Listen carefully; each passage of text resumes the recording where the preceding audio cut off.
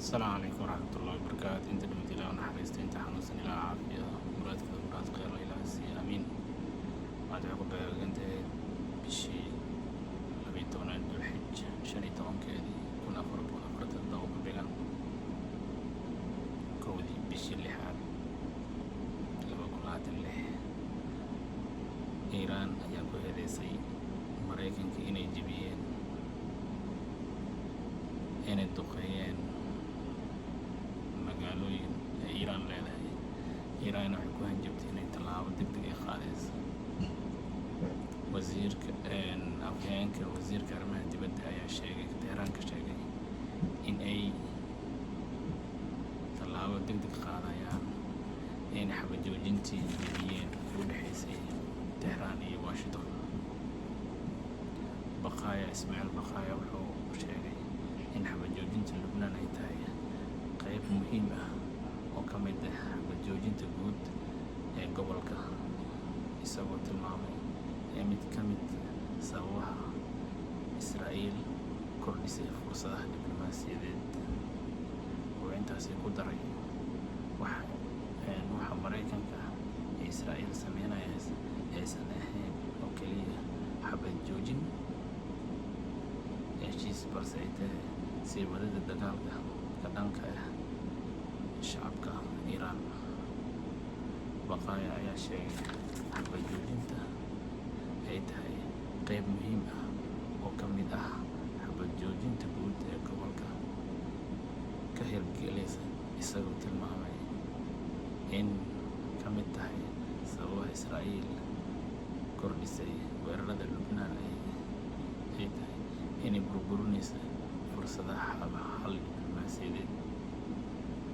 Sidoo kale Baqaaya ayaa sheegay in hay-adaha go'aan qaadashada Iiraan ay ka fiirsanayaan qaabka jawaabta ee ku saabsan dagaalka Lubnaan, isagoo xusay in Iiraan ay samaysay wax kasta oo laga hirgelinayo taageerada Lubnaan iyo xoojinta isaga oo iska caabinta wajahsan weerarka Israa'iil. Hadalladaas ayaa yimid xilli ra'iisul wasaaraha Israa'iil Benjamin Netanyahu ku dhawaaqay inuu amar ku bixiyay in la duqeeyo xaafadaha koonfurta Beirut, waxaa soo beegsamaya soo aadamay saacado kadib taliska dhexe ee ciidamada Maraykanka oo sheegay inuu diyaarado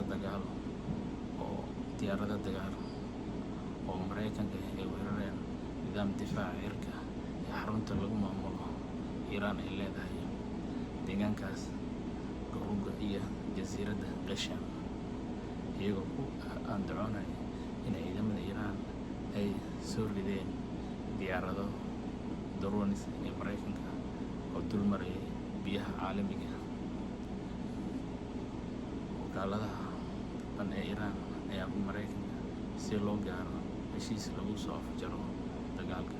Ismaaciil Baqaaya ayaa wuxuu sheegay in soo socoshada wadaxaajoodka ku xiran tahay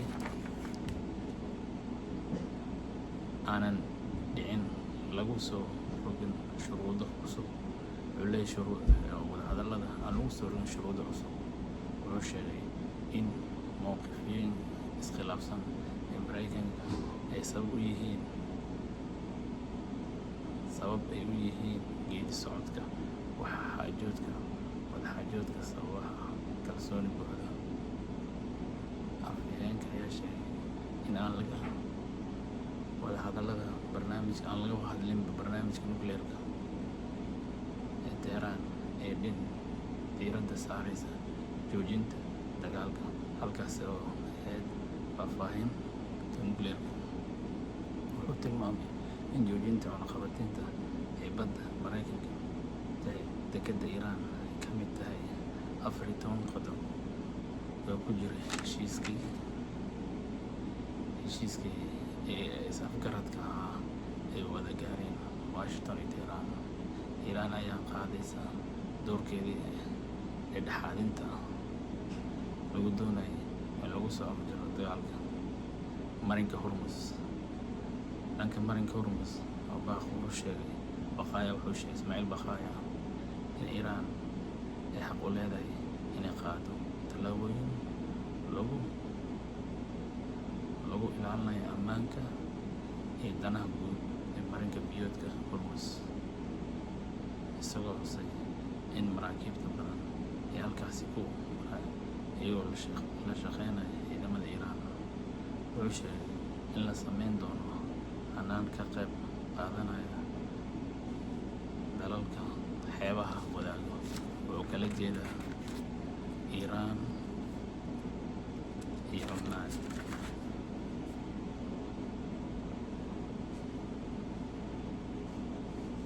Wararka wakaaladda Tasniim ee Iiraan laga leeyahay ayaa sidoo kale sheegtay in wasiirka ku-xigeenka arrimaha dibadda Iiraan uu sheegay in marinka Hormuz ay wadaagaan laba dal, kuwaas oo kale ah Cumaan iyo Iiraan, ayna xaq u leeyihiin inay maamulaan biyahooda.